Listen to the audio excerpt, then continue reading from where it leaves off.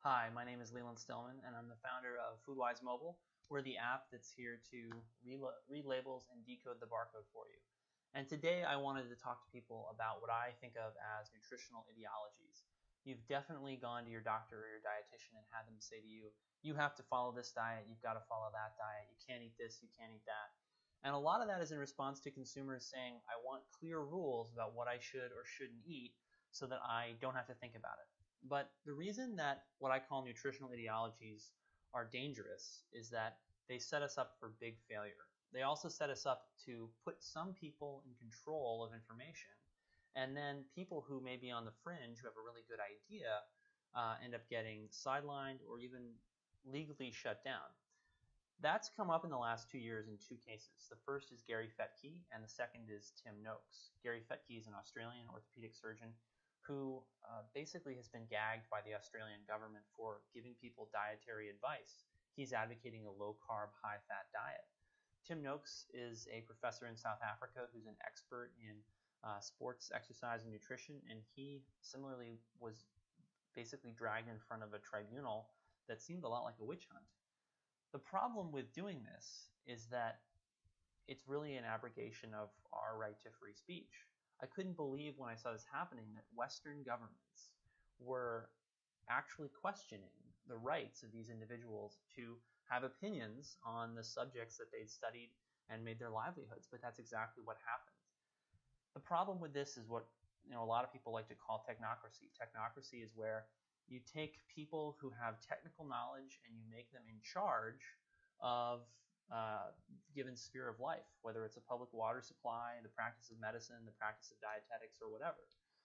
Technocracy in medicine has actually probably been the norm throughout history. You've always had examples of people saying, you can't do that anymore, it's not healthy.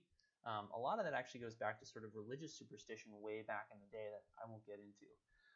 But the problem with technocracy is really best illustrated by the story of a guy named Ignatius Semmelweis. Semmelweis was a physician who discovered basically germ theory, and he told doctors they should wash their hands, and nobody listened to him. And the reason nobody listened to him is because he was an outsider. He was on the fringe. He ended up being right, and we'll never know how many lives could have been saved if we adopted his ideas sooner. Unfortunately, he died in obscurity, poor and sick himself, with no one really appreciating his contribution to science and to medicine. So that's not the most troubling thing to me about this, though. The most troubling thing to me about this is that this seems to be the trend, and it's potentially getting worse. The problem with that is we have to think about what we're going to create in the next few years, decades, centuries in medicine. As trainees, especially in the United States, take on more and more and more debt and sacrifice more and more years of their lives to satisfy really long training programs, they're under more and more pressure to perform when they get out. And that means taking fewer risks. So we're really creating generations of physicians who are not going to question the status quo. And I think that's really dangerous. I think we're killing the most creative minds in medicine by supporting these kind of technocratic approaches to health and nutrition policy. And in the end, I think that the arguments that we're really saving a lot of lives are spurious, in my opinion. And even if you want to say that they are, show me the data. I think it's very weak. So I hope that governments will take a different tack in trying to police the nutritional information, and that we will see justice done for people like Gary Fettke and Tim Noakes, and that we'll see cessation of persecution in medicine.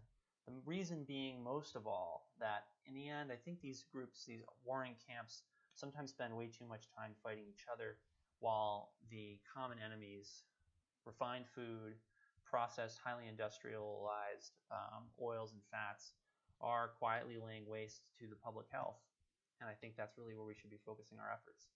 That's what FoodWise is working on. We're working on bringing you apps to help you understand the food that you're eating and how it affects your health. And we are looking forward to moving that forward every day. Thanks.